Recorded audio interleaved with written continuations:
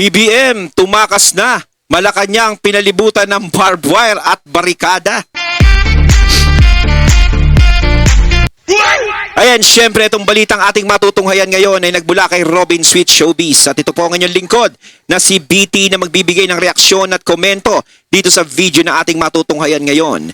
At huwag na natin pagtagalin at sabay-sabay na nating panoorin ang laman ng video na hatid sa atin ni Robin Sweet Showbiz at bibigyan natin ng reaksyon ang balitang ito. Pasok! Na parang napapraning na si BBM. Napraning na. Matapos siwalat at umamin ni dating Grabe ako naman sa Bicol barbed wire. Party List Representative Zaldico, ito na ang sitwasyon ngayon sa Mendiola. Hinarangan na ng mga barbed wire at pagkadami-daming mga barikada. Ilang yan na yung barikadang yan. Eh. Parang akala mo may zombie. Parang yung Malacanang susuguri ng zombie.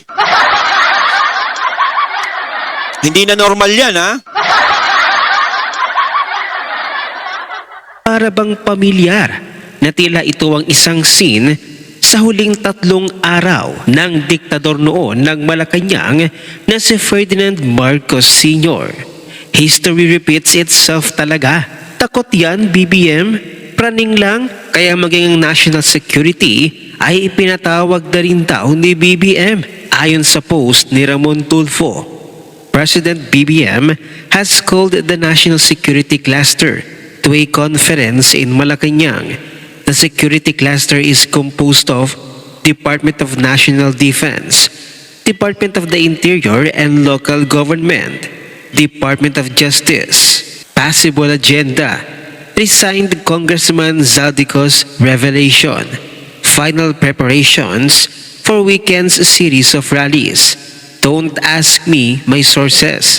Kahit pitpitin nyo ang ko, hindi ko sasabihin. Samantala'y mariing pinabulaanan. Nagpatawag na ng national security. Talagang parang naaalarma na siya dun sa nangyari na alam niyang baka magalit ang taong bayan. Siyempre 100% talaga magagalit yung taong bayan. Alam naman yan. Pero sobra naman siguro yung ganun, no? Na parang kala mo Dawn of the Dead. Parang akala mo maraming zombing susugod sa Malacanang. Kasi alam nyo, kung talagang malinis talaga ang hangarin mo sa mga Pilipino at talagang hindi totoo lahat ng pinaparatang sa iyo, maaaring sagutin mo na yan. Patunayan mo talaga yan. Kasi ang nangyari kasi, inunahan nyo na sa investigasyon nun eh. Nag-imbestiga na kayo. Pinaimbestigahan mo. Inopen mo yung investigasyon sa flood control. Sana pinakulong mo na yung mga posibilidad na talagang mga suspect doon. Yung mga talagang sangkot doon. Kaso nga lang, ang naging problema, wala kayong pinakulong. Wala kayong pinakulong eh. Naunahan kayo ni Zaldico. Diba? Siguro kung may mga napakulong na kayo. Diba? At saka isa pa, ang ganda ng investigasyon sa Blue Ribbon Committee noon, si Senator Marcoleta, si Chisco, doon sila. Pinalitan nyo rin eh. Diba? Kaya siyempre mag-iisip yung mga tao, ay pinalitan. Matatakot may matuntun. O kaya ganun.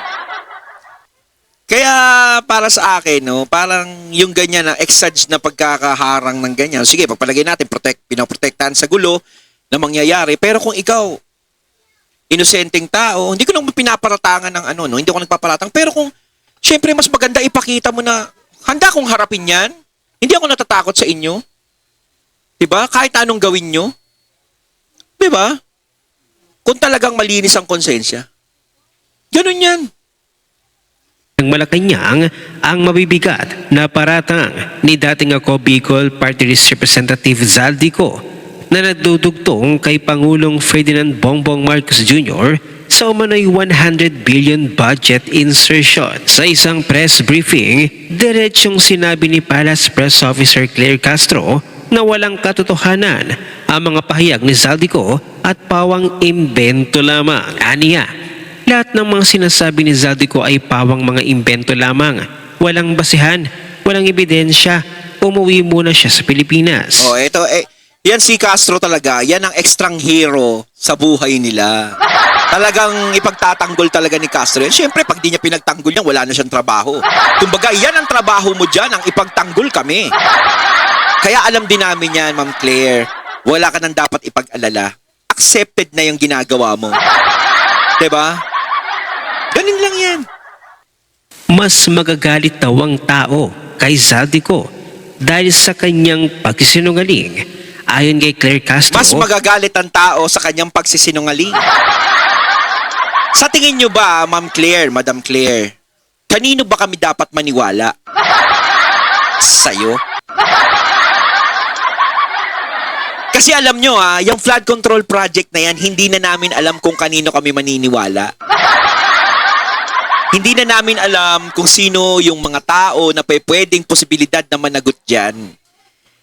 Mga walang yan naman kasi nangyayari, kita nyo. Wala na yung mga Duterte sa usapan, binabalik nyo pa. Sinasama nyo dyan. Wala bang bago? Kasi napapaghalataan po kayo eh. Diba? At saka yung taong bayan, ma'am, wag nyo na pong ginagamit. Paano magagalit yung taong bayan? Ang hinihintay nga ng taong bayan, magsalita si Zaldico. Ang hinihintay nga ng taong bayan, yung magiging sagot ni Zaldico dahil alam ng taong bayan, siya yung susi. Paano nyo naramdaman na yung mga taong bayan nagagalit kay Zaldico? Nagbahay-bahay na po ba kayo? Bakit hindi nyo muna subukang mag-survey sa mga bahay-bahay? Pumunta kayo sa buong Pilipinas, ikutin nyo lahat. Itanong nyo, nagagalit ba kayo sa sinabi ni Zaldico? Diba? Hanggat nandiyadyaan lang po kayo sa taas, hindi nyo mararamdaman ang sigaw sa ibaba. Diba? Lalo na naka-soundproof kayo dyan. malinaw umano ng mga akusasyong ibinabato ni Zaldico laban sa Pangulo ay walang basihan at walang ebidensya, lalo pat patuloy na umiiwas itong bumalik sa Pilipinas para harapin ang investigasyon. Binanggit niyang hindi dapat magpadala ang publiko sa mga video o audio clips na hindi pa na-verify at tinawag niyang deliberate misinformation ang mga pahayag ng dating kongresista. Dagdag pa ng Malacanang, kung talagang may hawak na resibo at ebidensya si Zaldico, mas mainam daw na umuwi siya at patunayan ang kanyang mga paratang sa wastong forum. Hindi sa Ang kulit nito mga to, no? Pauwiin eh. No? Kulit nyo? social media. Sa gitna ng sigalot, tila sumasabay ang galit at pagdududa ng publiko. Pero ayon sa palasyo, ang galit ay hindi kay Marcos Jr., kundi kay Zaldico daw mismo. She was right Sige, sabi niya yun eh. from the very beginning. Remember when she exposed kung paano binaboy ng Marcos administration ang budget ng Pilipinas? People mocked her. Tinawag siyang lukaret, unhinged, Oh. Fiona, at kung ano-ano pang insulto. But Oo. she never flinched. Even when the kakampings, mga kaliwang grupo in Congress and their enablers and the Marcos loyalist ganged up on her, she pushed forward with her expose and bravely confronted the giant crocodiles in government. Alam nyo kasi, ipaglalaban nila yan na hindi totoo yung sinasabi ni Zaldico. Talagang i-impluwensya nila yung mga tao na huwag kayong maniwala sa sinasabi ni Zaldico. Kasi alam nyo kung bakit. Gaya nito yung nasa litrato. Once na mapatunayan niya na totoo yung mga sinasabi ni Zaldico, lumabas. Siyempre, magkakaroon ng tanggalan dyan. Kapag natanggal ang presidente, sino ang papalit? Ang vice president. Kaya, Diyos ko naman, sinasabi ko sa inyo, kapag bumaba si Zaldico rito sa Pilipinas, napakarami niyang kalaban. Sobrang dami. Hindi lang yung administrasyon, hindi lang yung loyalista, kundi ang dilawan, kakamping, at yung mga taong ayaw maupo ang mga Duterte. 'Di ba? Hindi lang administrasyon ang kakaharapin ni Zaldico. Lahat 'yon kakaharapin niya, posibilidad. 'Di ba? Kasi lahat 'yan ayaw umupo si BP Sara. Kinokontra nila 'yan. 'Di ba? Kaya siguradong 'yan, yung nangyayaring 'yan kung maaaring pagtakpan. Kung maaaring umiwas dyan at palabasin si Zaldico sinungaling, palabasin na yan. 'Di ba? Ganyan yan.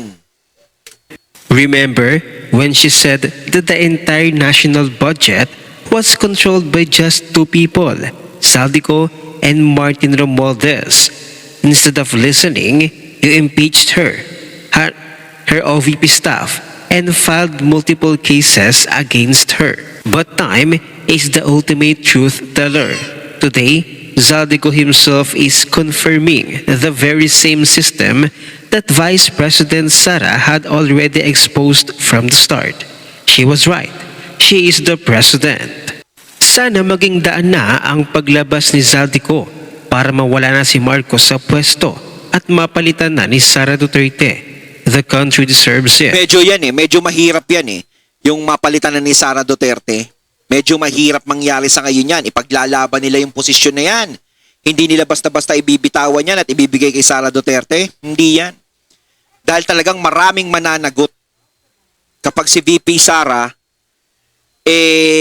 pumalit dyan. Diba? Natatakot sila ron. Natatakot nga silang tumakbo sa 2028 yan, kaya gusto nila ma-impeach Long time coming na ito kung sakali.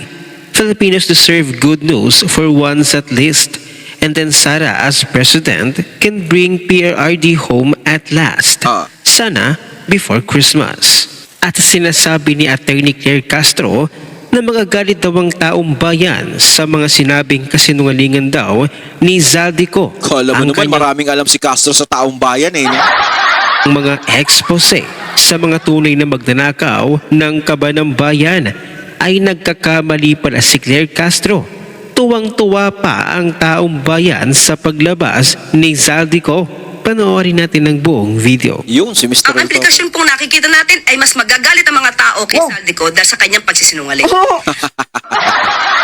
Yan na naman tayo Ma'am Claire Magagalit ang mga tao dahil sa kanyang pagsisinungaling. Lakas mo, ginagamit mo pa rin yung taong bayan Makikita natin na lahat ng kanyang sinabi, katulad na nga ng mga eksperto sinabi, bakit kailangan pa na mag-insert ng 100 billion pesos samantalang kaya namang isama ito sa NEP. So doon pa lamang po, dapat magalit talaga ang tao dahil marami Huwag mo na impluwensya ang magalit yung tao.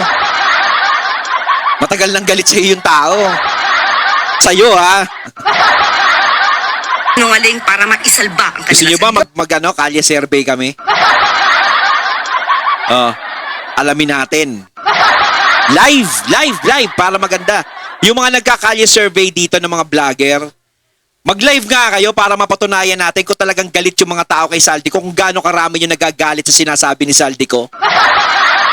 Yan, ngayon kayo magkalye survey, yung mga vlogger na nagkakalye survey, at i-live nyo po sana, dapat naka-live.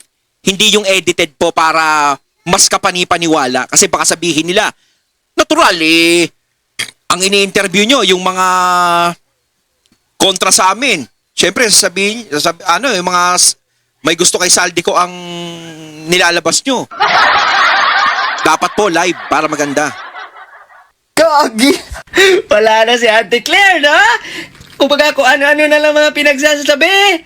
Hoy, Auntie Claire, hindi po kami nagalit. Naging masaya kami. Actually, masaya kami, Auntie Claire, na nagsalita na si Zaldico. Kasi yan lang naman yung hinihintay natin lahat, talaga diba? Kahit dati pa Diba kakampi nyo dati si Zaldico? Hindi lang basta-basta kakampi, kadikit pa. Diba kampi siya sa administrasyon? Number 1 pang ang basher yang si Zaldico kay VP Inday Tapos ngayon, nilalaglag niyo si Zaldico? Bakit? Kasi touch move kayo. Kasi kayo ang unang nilaglag ni Zaldico.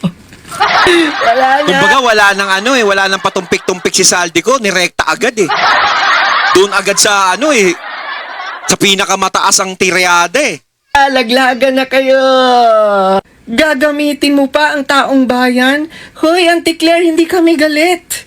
Actually, masayang-masaya pa kami at saludo pa kami sa ginawa ni Zaldico. And we want more. Parang kayo naman ata itong galit. Kasinungalingan lang daw ang sinasabi ni Zaldico. May nabasa pa ako, AI daw. Luma na yan. Lumang tugtugin na yan. Kasinungalingan ang sinasabi ni Zaldico. Diba si Zaldico lang naman ang hinihintay ng mga Pilipino magsalita. Nagsalita. Nagsalita, hindi pabor sa kanila Taktay kayo! Kumbaga, kanya-kanyang dahilan na yan, yung gagawin nilang yan. Kaya naintindihan natin si Auntie Claire kung bakit ganyan siya magsalita. No? Oh, ha? Sa mga loyalista at sa mga nagde-defend pa rin sa Marcos, no, kay BBM, tama na. Tama na. Pwede ba pairali natin yung konsensya natin? Yung konsensya na lang natin. No? Kasi, sa totoo lang, May makakatalo ba sa pera? Kumbaga, konsensya pag-uusapan, kung pera umiikot, pera eh. aawa talaga ako doon sa mga, lalo ning iba, yung mga matatandang loyalista na support pa rin. Naaawa talaga ako sa kanila. Sabi ko, grabe yung pagmanipula sa kanila talaga eh, no? Imaginein mo, lantaran na, kitang-kita na, may ebidensya na ha? Si Zaldico na mismo. Mga bulag pa rin. Nireview niya yung mga ebidensya, kasinungalingan pa ba yun? Hindi natin alam kung ano yung paniniwalaan nila eh, kung ano pa yung gustong patunay, no? Na, di ba? Bingo na, no? And sa revelasyon ngayon ni Zaldico, baka magkaroon na naman tayo ng bagong presidente at ang sarap na ang bagong presidente, Duterte na naman! Sa ginawa na ito ng mga kapulisan at Kita mo, kasundaluhan parang kala sa mo, dodot na Benyola, din. abay mukhang takot na at nanginginig na sa takot itong si Kasi sa BBM. ganyan, no, ganyan ang itsura, napapaghalataan talagang natatakot. Kasi syempre, tingnan mo naman, talagang secure na secure. Sa Malacanang, ang dami namang mga barikada, ang dami namang mga barbed wire. Mukhang mauulit yata ang nangyari sa iyong tatay BBM na mangyari sa iyo. Ano ang inyong opinyon? Ayon, at ating natunghayan ng video na nagmula kay Robin Sweet Showbiz. At syempre, natunghayan natin ang video kanina na binigyan natin ng reaksyon na nagmula kay Mr. Will Talker. Kayo mga katunay, anong masasabi nyo tungkol dito? Comment lang po kayo sa comment box. So once again, I'm BT and I'm out. Peace.